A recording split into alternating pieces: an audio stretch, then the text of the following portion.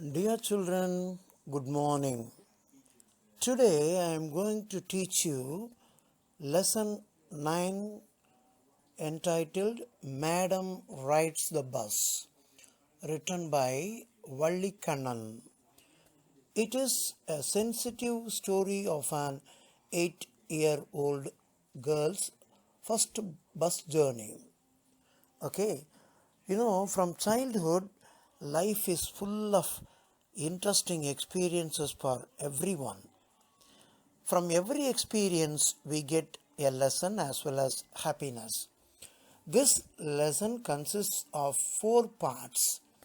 Today, we can go through first 2 parts. Let us enjoy. Let me teach here in my YouTube video.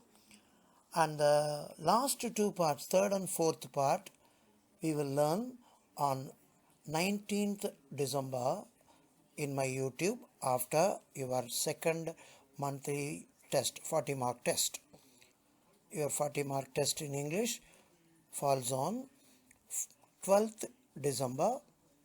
Following this YouTube video, I am giving you your portion as well as question pattern.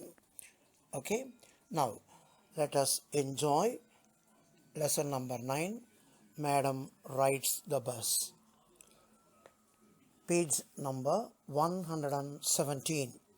There was a girl named Valliyamai who was called Valli in short way they are calling her Valli. She was 8 years old and very curious, very much interested about things. Her favorite pastime was standing in the front doorway of her house, watching what was happening in the street outside. Just looking outside, standing at the doorway, seeing the people and so many interesting incidents outside. Of course, there were no playmates of her own age on her street, and this was about all she had to do. She will be standing long hours at the doorway watching the street. But for Valli, standing at the front door was every bit as enjoyable as any of the elaborate games other children were playing. Watching the street gave her immense pleasure and many new unusual experiences she enjoyed. After that, there is a picture given. A girl is standing and watching the bus in the street. The most fascinating thing of all was the bus that travelled between her village and the nearest town. A bus moving from her village to the nearest town. It passed through her street each hour. Every 1 hour, the bus passes through her street, once going to the town and once coming back. The sight of the bus, filled each time with a new set of passengers, different people traveling the bus, was a source of unending joy for Valli. Watching the bus was giving her immense unending pleasure. Day after day, she watched the bus, and gradually a small wish crept into her head. A small desire started growing in her head. What is that? And grew there. She wanted to ride on that bus. She wanted to travel. She wanted to get a ride on that bus, even if just once at least. This wish, her desire, became stronger and stronger every day until it was an overwhelming desire. It was uncontrollable desire. Valli would stare wistfully. Stare means looking at. Wistfully means with a lot of love, longingly, eagerly waiting and staring at the people who got on or off the bus. Those who are getting down and getting inside the bus, she was watching when it stopped at the street corner. their faces would kindle in her longings. Kindle means somewhat stimulate, a fire. Her desire started growing up. Her longings, dreams and hopes. If one of her friends happened to ride the bus and tried to describe the sights of the town to her. Moreover, one friend traveled in the bus, and one day that friend was describing the beautiful scenes in the town. Valli would be too jealous to listen and would shout in English, proud, proud. She doesn't know the meaning of proud, proud. Of course, when that girl was saying so many things, he very happily, she was saying that was, she doesn't like that, she was jealous of it, that she was expressing that proud, proud, that means disapproval. Neither she nor her friends really understood the meaning of the word, but they used it often as a slang expression, informal word of disapproval. Over many days and months, Valli listened carefully to conversation between her neighbors and people who regularly used the bus. And she also asked a few discreet questions, very, very careful questions, eagerly asked many questions to know about more details about the town and the bus travel. Here and there, she asked many questions to the neighbors. This way, she picked up various small details about the bus journey. The town was 6 miles away from her village. The bus fare was 30 paise in those days, one way, which is almost nothing at all, very small, meager price, money. She heard one well-dressed man say, but to Valli, of course, who scarcely saw that much money for a child, it was very big from 1 month to the next. It seemed a fortune. The trip to the town took 45 minutes. The time duration from village to nearby town, the bus travel within 45 minutes. On reaching town, if she stayed in her seat and paid another 30 paise, she could return home on the same bus. This meant that she could take the 1 o'clock afternoon bus, reach the town at 1:45 and be back home by about 2:45. That's what her plan. On and on went her thoughts as she calculated and recalculated, planned and replanned. She was planning to travel by a bus even without knowledge of her mother. Afternoon, after lunch, mother may be sleeping. At the time she planned to travel by 1 o'clock bus, reaching the town by 1:45, and in the same bus sitting and returning back by 2:45 before her mother wakes up. That's what her plan. With that, the first part gets over in the page number 118. Now, second part will continue. Okay?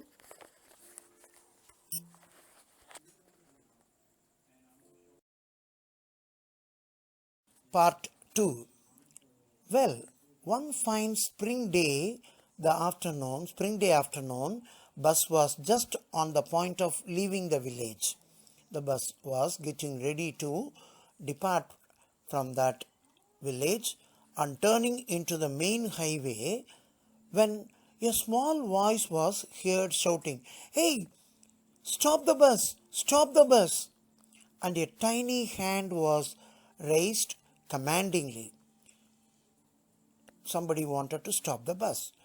The bus slowed down to a crawl, moving slowly, and stopped, and the conductor, sticking his head out the door and said, "Come on, hurry, hurry then. It's getting late. Tell whoever it is, come quickly," the conductor ordered. "It's me," shouted a small girl, Valli. "I am the one who has to get on." By now the bus had come to a stop, and the conductor said, "Oh, really? You don't say so. Come on, come on."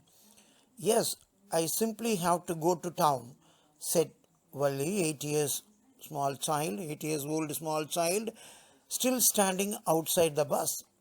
And here is my money. She gave the money 30 paise. She showed him some coins. Oh, dear child, okay, but first you must get on the bus. You can get the ticket later, said the conductor. And he stretched out a hand to help her up. Never mind, she said. I can get on by myself.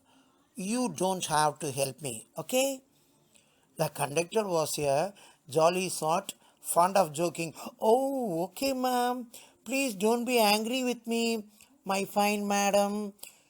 I thought you were a small child to help you, but you are ready to get on to the bus by yourself. Very good. I'm sorry, my dear madam, he said in a jovial manner. Here, have a seat right up there in front. Everybody move aside. Please make way for the madam. Come on, ladies and gentlemen, move. Give way to the little madam.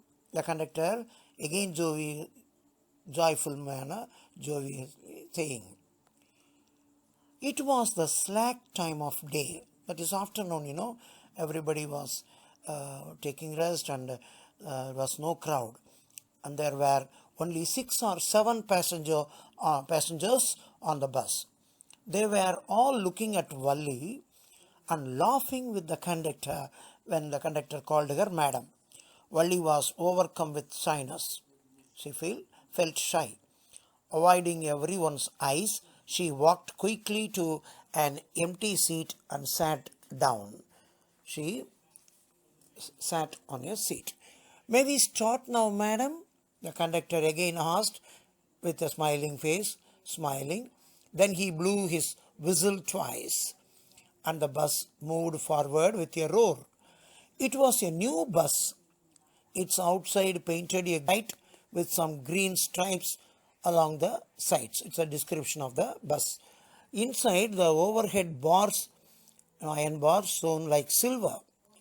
Directly in front of Valli, above the windshield, there was a beautiful clock.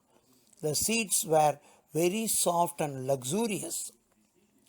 Valli devoured everything with her eyes. She saw everything. She enjoyed the bus and the sights. But when she started to look outside, she found her view cut off by a canvas blind that covered the lower part of her window. She was unable to see through the window. So she stood up on the seat. A small girl, she was trying to stand up on the seat in order to peer over the blind. She wanted to look through the window. The bus was now going along the bank of a canal. The road was very narrow. On one side there was a canal and beyond it palms, trees, grass, land and distant mountains and everywhere blue sky. On the other side was a deep ditch and then acres and acres of green fields. Village, it's beautiful green as far as the eye could see. Valli enjoyed that beautiful sight. Oh, it was all so wonderful. First time I am able to see all this. I'm really happy. Suddenly, she was startled by a voice. Listen, child, said the voice. You should not stand like that on the seat. Sit down. Somebody is advising. Sitting down, she looked to see who had spoken. It was an elderly man who had honest, but she was annoyed by his attention. There is nobody here who is a child. Come on, mister. There is no one who is a child, she said haughtily, in a proud manner. Haughtily means proudly. I have paid my 30 paise for travelling, like every one of you, everyone else. The conductor chimed in. Oh, sir, but this is a very grown-up madam. Don't call her child. Do you think a mere girl could pay her own fare, bus fare, and travel to the city all alone? She is travelling, so don't call her child. She is a grown-up madam. Again conductor saying with a smile. Valli shot an angry glance at the conductor and said, I am not a madam. Conductor, I am not a madam. Please remember that. And you have not yet given me my ticket. Oh, I will remember, the conductor said, mimicking her tone. I will remember, the conductor said like a child, mimicking. Mimicking means copying. Mimicry is doing her voice, her tone. Everyone laughed, and gradually Valli too joined in the laughter. The conductor punched a ticket and handed it to her. Just sit back and make yourself comfortable. Why should you stand when you have paid for a seat? Don't stand on the seat. Naturally, when the bus is going on the speed breaker, you may fall down. That's true. Because I want to, she answered, standing up again in order to see the outside beauty. But if you stand on the seat, you may fall and hurt yourself when the bus makes a sharp turn or hits a bump. That's why we want you to sit down, child.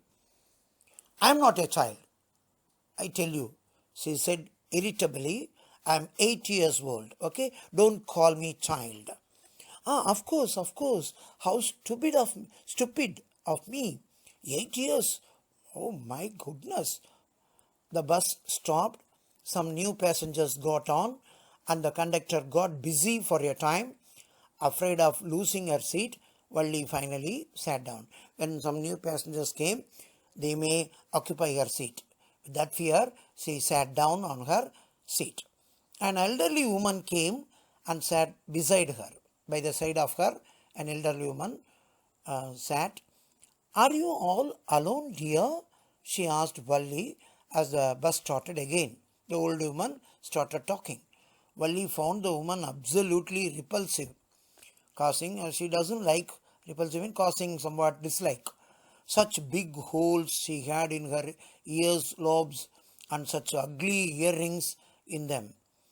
And she could smell the beetle nut the woman was chewing and see the beetle juice that was threatening to spill over her lips at any time. She was afraid of that. She may just spit the beetle leaf water on her. So she was afraid. Moment. Oh, who could be sociable with such a person? Yes, I am travelling all alone, she answered curtly, means showing her unhappiness, displeasure. And I have got a ticket too. Yes, she is on her way to town, said the conductor, with a 30 paise ticket. She bought a ticket. All alone she was travelling. Oh, why don't you mind your own business, conductor? Said Valli angrily. But she laughed all the same. And the conductor also laughed also.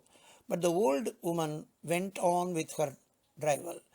That is silly nonsense. Is it proper for such a young child person to travel alone? That lady was not at all stopping their questions. Is it proper for such a small girl to travel alone? Do you know exactly where you are going in town? What is the street? What is the house number? She started asking many questions to Valli. She wanted to know. She was carrying her concern. But you need not bother about me, madam. I can take care of myself. Valli replied in such a way, turning her face towards the window and staring out. There ends a second part of the story. Third and fourth part, somewhat long again. We will see that after our 40-mark test week. I will teach you the third and fourth part. When I am going to teach? On 19th December, I will teach you the lesson in my YouTube. All the best, children. Prepare well, perform well in your 40-mark test. All the best.